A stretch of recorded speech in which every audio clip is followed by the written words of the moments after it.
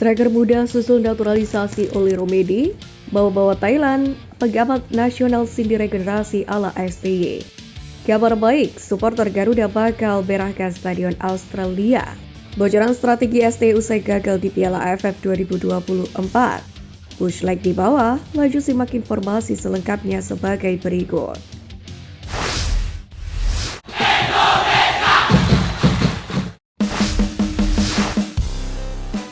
Kabar baik, supporter Garuda bakal berahkan Stadion Australia.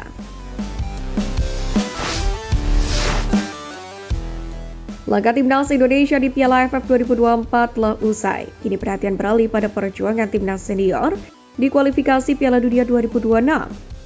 Diketahui skuad Garuda akan kembali memulai perjuangannya dengan bertamu ke Sydney untuk menantang Australia pada 20 Maret 2025. Pertandingan ini pun akan menarik bagi kedua kesebelasan. Pasalnya, untuk pertama kali sejak dibangun menggantikan stadion yang lama pada 2020-2022, Australia berada di Sydney Football Stadium yang berkapasitas 42.500 penonton. Selain itu, meski waktu tanding masih lama, namun demikian antusiasme dukungan sudah mulai mengalir. Diwartakan pada Sabtu 21 Desember, Garuda Australia mengabarkan bahwa 3.250 supporter timnas Indonesia telah membeli tiket untuk pertandingan melawan The Socceroos.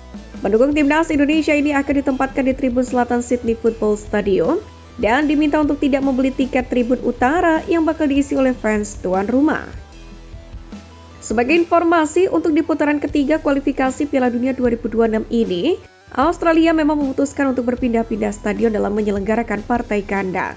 Awalnya, tim berjulukan Socceroos itu berhome base di Robina Stadium, lalu hijrah ke Adelaide Oval, Adelaide, dan terakhir di Melbourne, Rectangular Stadium Melbourne.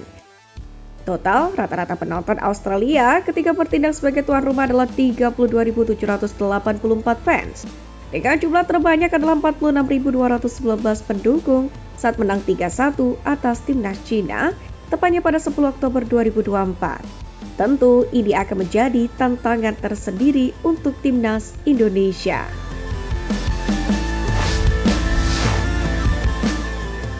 Bawa-bawa Thailand, pengamat nasional Cindy regenerasi ala STY.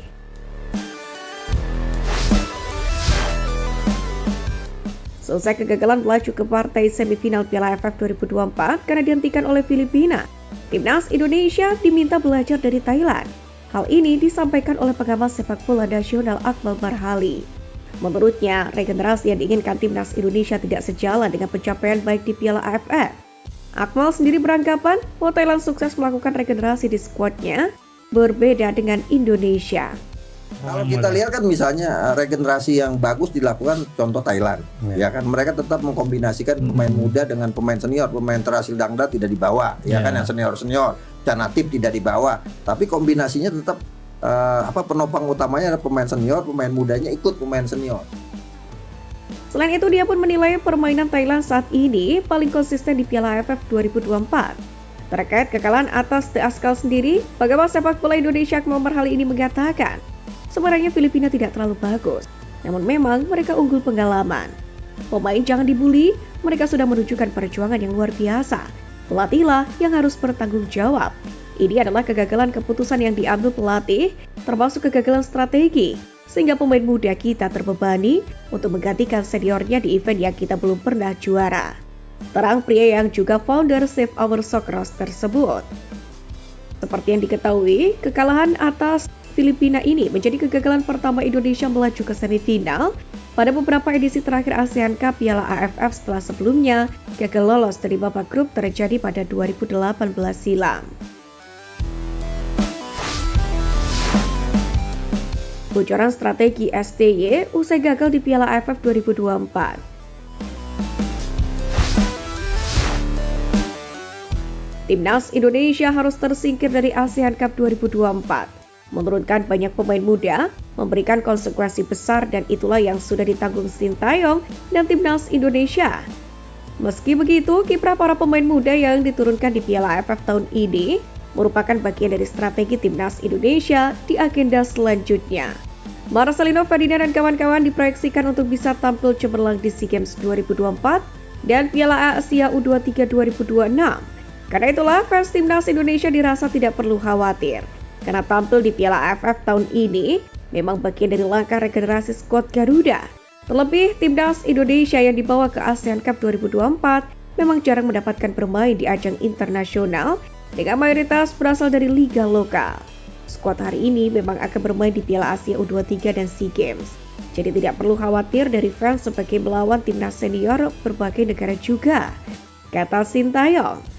Juru taktik asal Korea Selatan ini pun meyakini bahwa para pemainnya memiliki kesempatan berkembang yang lebih baik, salah satunya dengan tampil di ajang 2 tahunan ini. Namun, berbagai masalah memang harus dihadapi tim, mulai dari mepetnya waktu persiapan hingga kompetisi dalam negeri yang masih berjalan. Coach sendiri mengaku akan membahas langsung dengan Erick Thohir perihal pematangan strategi untuk agenda timnas Indonesia ke depannya. Pelatih asal Korea Selatan ini pun meminta para supporter percaya dengan proses yang sedang dijalani dan menerima segala hasil yang diraih. Ia percaya suatu saat nanti timnas Indonesia akan mendapatkan hasil yang lebih baik, termasuk dalam meraih gelar juara di Piala AFF. Untuk itu menarik kejutan apa yang akan diberikan Sintayong dan timnas Indonesia di agenda mendatang.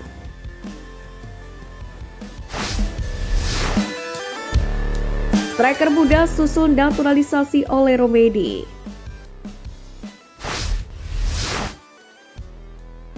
Sudah menjadi rahasia umum, penambahan pemain keturunan timnas Indonesia selalu menjadi perbincangan menarik bagi para supporter. Saat ini, pemain naturalisasi memang cukup memberikan pengaruh positif untuk timnas Indonesia. Dengan adanya pemain-pemain Eropa itu, level permainan skuad Garuda memang menjadi semakin meningkat. Teranyar, ada nama Ole Romedi yang sudah dipastikan bakal segera bergabung dengan JSS. Naturalisasinya pun digambarkan tengah dalam proses PSSI. Namun menariknya, seakan belum puas, banyak yang sudah penasaran dengan pemain keturunan lain yang kemungkinan akan dinaturalisasi oleh PSSI. Baru-baru ini, orang dalam PSSI Arya Sinulinga mengungkap info A1 soal kabar pemain keturunan timnas Indonesia. Dalam podcastnya di kanal YouTube, Exco PSSI itu ditanya oleh Bung Roban, pandit sepak bola senior, soal kemungkinan pemain keturunan yang akan bergabung ke timnas Indonesia setelah Ole Romedi. Nama Jerome Dewalt yang selama ini ramai diperbincangkan oleh para penggemar pun menjadi salah satu yang disinggung. Arya menjelaskan bahwa kemungkinan proses naturalisasi Jerome Dewalt mungkin masih berat. Lalu kemudian Bung Ropan yang menjadi bintang tamu podcast Bebas kemudian menanyakan terkait kemungkinan Mauro Zylstra. Pasalnya menurut rumor yang beredar, PSSI sudah dalam tahap mengurus berkas-berkas sang pemain. Mauro ini masih kita lihat, kita godok dulu. Mana yang kurang, mana apa, kalau jalan sih oke.